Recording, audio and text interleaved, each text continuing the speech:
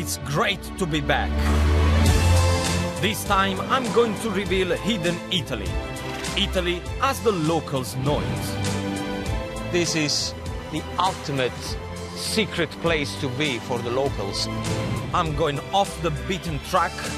Come with me. To let you in on the best kept secrets of my precious homeland. From old traditions being kept alive. Just incredible. Incredible. Spectacular scenery. And most importantly, salute. Salute.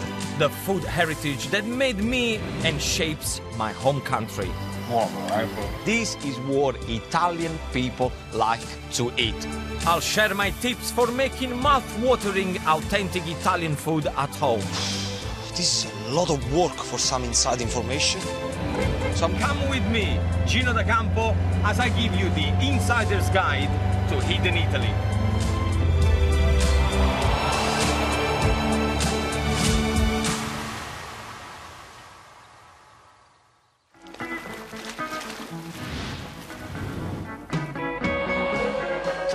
This year, I have chosen 7 regions that, for me, have some of the best kept culinary and cultural secrets that Italy has to offer.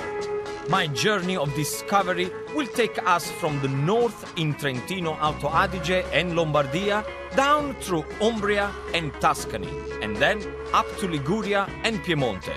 But first, I'm starting right in the center. Tonight, I'm deep in hidden Italy, on the Adriatic coast, in the region of Abruzzo. This little-known region sits in the middle of Italy, bordered by Lazio, Marche, Umbria, and the Adriatic Sea. It's a world away from modern Italy. 1/3 of it is home to 3 national parks, making it one of the most rural of the Italian states. It's so far off the beaten track, it only opened an airport at the turn of the century. Fishing and farming are this region's lifeblood, so that's what I'll be experiencing firsthand. As we Italians are proud of our pasta, I'm curious to find out first about a special type this region created. So I'm starting my journey in the coastal town of Pescara. And the very place to find out about the chitarra pasta is this artisan shop.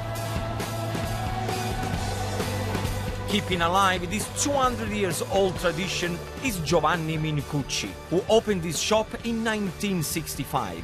He now runs it with his son Claudio. Amazing. Incredible. The chitarra shape is, think about a spaghetti, but square edges. Sì. Giovanni has continued to use this handmade method for the past 50 years. Guarda che artista. See, look at that. That's like watching an artist paint. Amazing.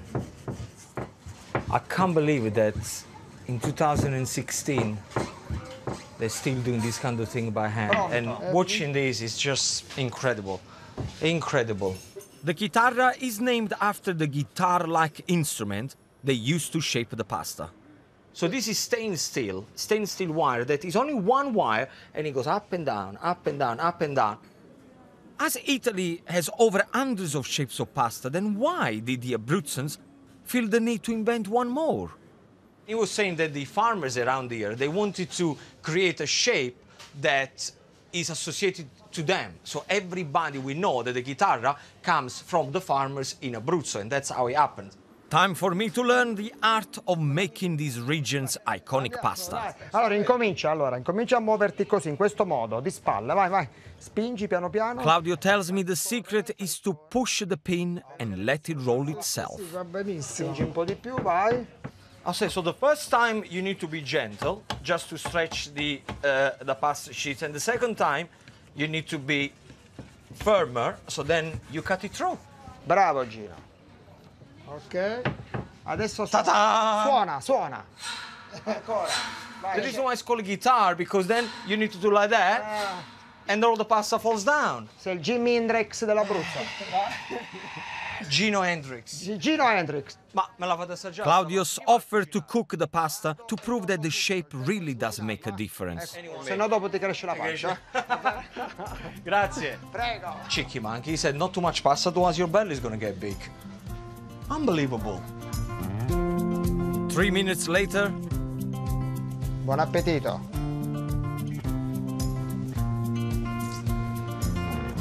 Bella al dente, bella. Tutta semo. Wow, you can really feel the square pieces of pasta into your mouth. And you get the egg, you got the semola. I love the fact that it's simple, you know, the simplicity, the way they serve with a bit of tomato sauce and a bit of grated Parmesan cheese.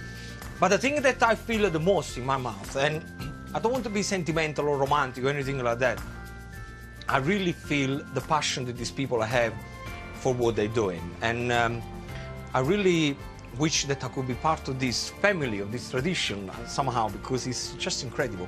Grazie. Grazie a te, Gino. Grazie, veramente siete stati fantastici. Sei rimasta contenta? You know, wonderful, bellissimo. and the locals certainly agree. So, keen to find more hidden gems, have heard about the Bert family. They are preserving another traditional Abruzzan way of life on the most historical stretch of coastline of the region.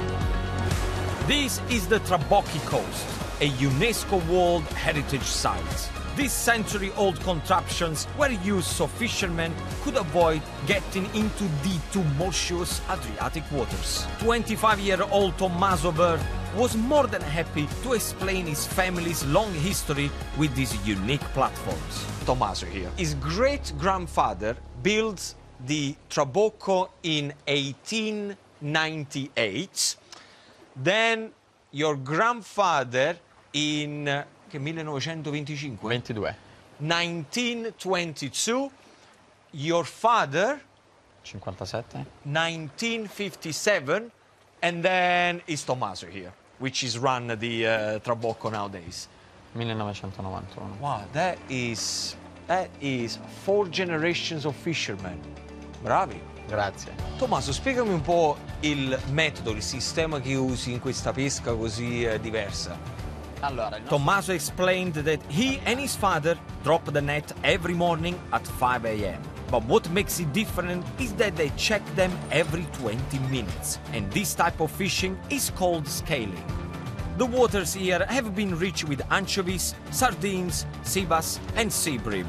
But sometimes There are a lot of underwater winds where it pushes the net upwards instead of being down, and they don't get any fish whatsoever. this ancient technique can't compete with the modern ones, so the entrepreneurial family diversified their business. They chose to modernize the Trabocchi, turning them into restaurants and capitalizing on this stunning location, guaranteeing its future for generations to come.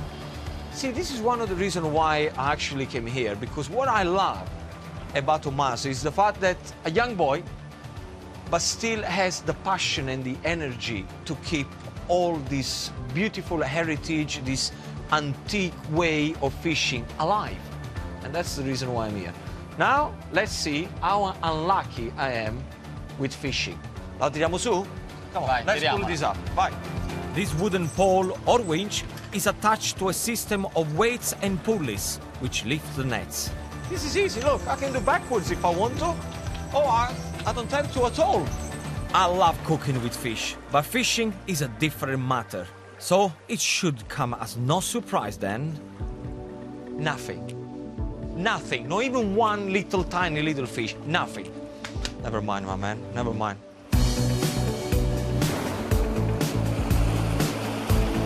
Fish may not be on the menu tonight, but at least I got my handmade chitarra pasta to cook with.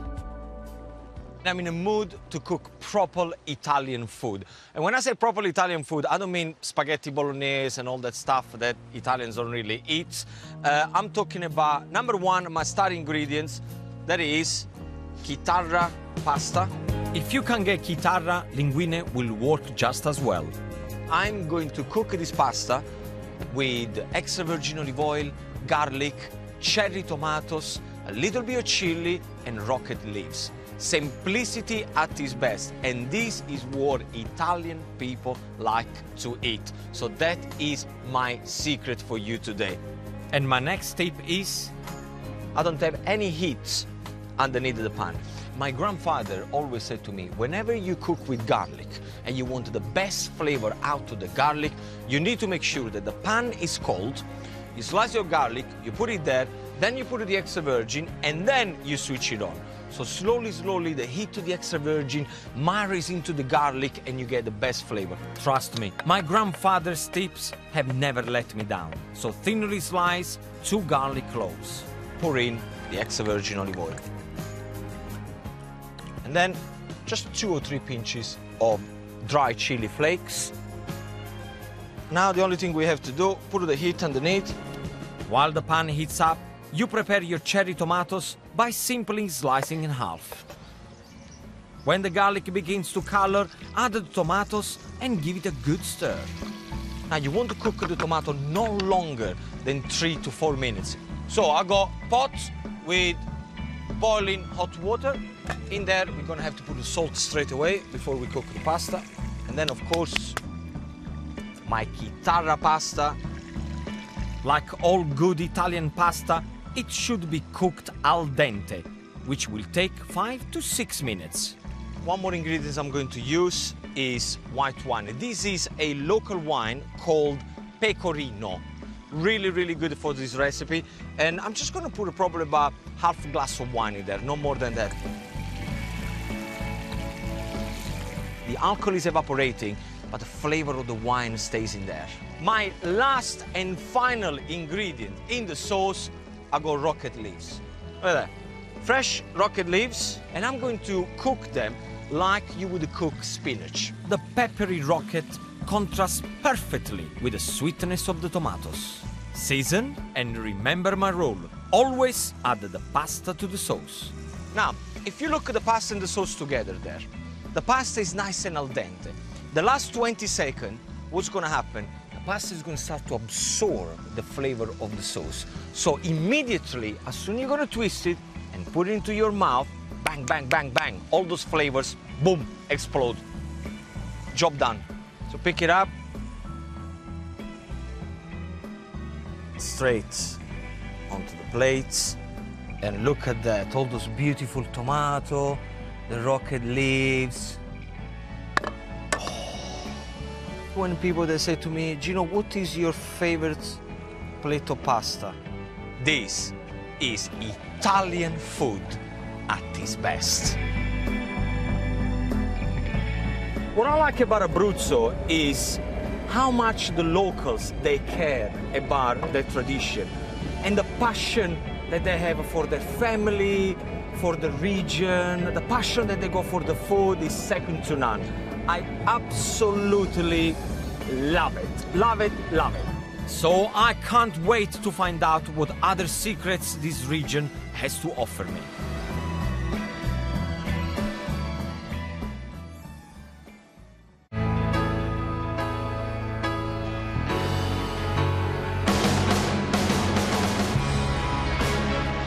I'm exploring Italy as the locals know it, seeking out its hidden gems. I'm traveling in the heart of Abruzzo, as I'm being told that the scenery here is something I've never seen before.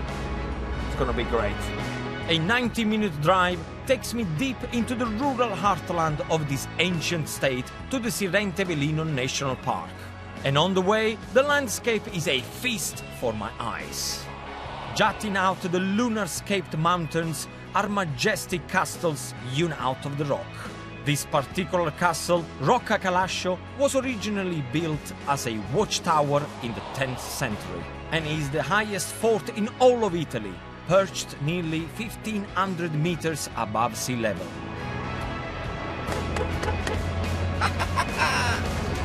Descending down, I find myself in the rugged heart of the region, where I meet Mauro Di Fonza, who's farmed these terrains for 15 years, and while the landscape has some very unique challenges. I said, you know, here is in paradise. I mean, what can go wrong around here? It's all nice and peaceful. And he just said, well, yes, it's nice and peaceful if you don't have bears and a wolf is trying to eat the sheep. I wasn't expecting that. He said, but don't fear, because he's got the proper dogs that if the wolves of the bears are coming, they're going to attack the bears and the wolves, and everything is going to be all right. These incredible dogs defend the sheep from wild brown bears. They are trained to protect by bonding with their charges right from when they are pups. I did ask what kind of dog is a dog that can actually attack a bear and a wolf, and he said it's called Maremmano Abruzzese. It's called Maremmano Abruzzese. So if you're at home have a problem with bears and wolves, that's the dog that you need to get. Maremmano Abruzzese. A typical flock can be as large as 200. As they roam freely, 10 dogs keep them safe. Ho detto di andare sopra e girare le pecore, spostarle dall'altra parte. Con I fischi. Con I fischi. So he's telling the sheep with a little whistle to turn left and go towards the mountain. Really? Yeah, sì. I'm gonna try. Watch this.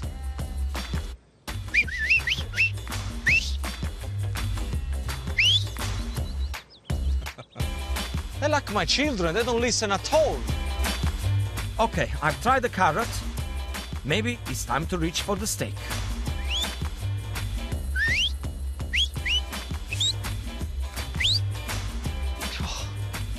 This is harder than I thought. I think I need a break. Gino, vieni con me.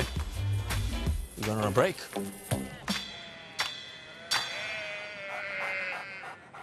I wasn't expecting this kind of romantic setting under a tree, and apparently he's got something that he wants me to try. E per vedere se sei un vero abruzzese, lo devi saper cucinare. Okay. He said there is a local speciality from Abruzzo, and he's challenging me. He said, if you can cook this, that means you're a real Abruzzese, which is a man who comes from Abruzzo. Ma che è? L'arrosticino abruzzese. Arrosticino abruzzese. Mauro tells me that the arrosticini is a typical shepherd snack made from bite-sized chunks of mutton. I'm going to show him that I can be an Abruzzese man if I want to. I'm not one to shy away. This has inspired me to make lamb skewers with a green bean and goat's cheese salad. I'm going to start right here with a fillet of lamb. I'm using fillet because it's nice and tender. I've cut the lamb fillet probably about the size of an ice cube. In there, straight away, we're going to add runny honey. And very important because it's going to give a nice sweetness to the meats. Add 3 or 4 teaspoons of honey. Sprinkle a tablespoon of fennel seeds, a pinch of black pepper, then chop up a bunch of fresh mint leaves. I want to use them fresh because I want the best flavors for my skewers. Add a squeeze of lemon juice, and finally a good splash of extra virgin olive oil. Now at this point, I don't know if you realize, I haven't used any salt whatsoever. I got a theory with salt and meats. If I'm going to put salt in here now on the meat and then put them on the barbecue, I'm always afraid that the salt is going to drain all the moisture away from the meat and it's going to make the meat very tough. I always season the meat with salt once the meat is cooked. Now, I could leave this to rest for 12 hours, 13 hours. It doesn't really matter. Remember, the longer you keep it marinating and the more flavors you're gonna get. The important thing though, if you keep to marinating for 24 hours, make sure that you keep the meat in the fridge. With my meats, I'm going to serve peppers. And my tip with peppers, never use the green one, because the green ones, they're very bitter. I always use the yellow one or the red one. So you want to cut the peppers more or less the same size of the meat. I like to use metal skewers when I do my skewers because they're very easy. If you want to use the wooden one, fine, but then you have to soak them in water, otherwise they burn. Metal one, I think they're more kind of Abruzzo man, macho man. I always put 2 cubes of lamb, followed by a piece of pepper until the skewer is full. There is only one way to know when a barbecue is ready, and this is what my grandfather told me. You shouldn't be able to keep your hand on the barbecue. I mean, do not touch the grill of the barbecue, just above the grill, no longer than 3 seconds. If you can do that longer than 3 seconds, it means it's not hot enough. 1, 2, that's it. is ready. It's ready. There is a sexy sound that I want you to hear. It's nothing better than a skewer on a hot barbecue. Listen to this. I told you it was sexy. Now I want to cook my skewers for about 12 minutes. And the reason is because I want to do 3 minutes on each side. So I got enough time to do my green bean salad. For the side salad, I've boiled the beans for 3 minutes. I'm adding in extra virgin olive oil, some fresh lemon juice, then half handful of pine kernels. And the reason why I put the pine kernels because I like the crunchiness. Salt and pepper goes in there. And my last ingredients in the salad, goat cheese. Use a soft goat cheese, so then when you toss everything together, it's gonna kind of become like cream. I'm going to serve it right here on my chopping board. That looks good. Now is the time to season these skewers because it's right at the end and straight onto the serving plate. Final squeeze of lemon juice. That's it, I'm happy. And this is how I made my version of arrosticini. Mauro! Time for the taste test. Onesto, eh? Ok. Vai. È buono, è dolce. No. Buonissimo. Mm? Buono, buono. That's it. That is impossible not to like. Sono buonissimi, ma non è proprio l'arrosticino originale abruzzese. Quindi la cittadinanza onoraria, mi sa che questa volta non ti è concessa. He said they're delicious, but he's not going to give me the honorary of being an Abruzzo man. I don't really care. I'm very proud to be a Neapolitan, and I'm very proud of my skewers. And I'm actually very proud to be here and to make a new friend. Però sono buoni. Sono buoni. Buoni sono buoni. You should try this. Amazing. Dai. You can find all Gino's delicious recipes and more in his accompanying book, Gino's Hidden Italy, out now.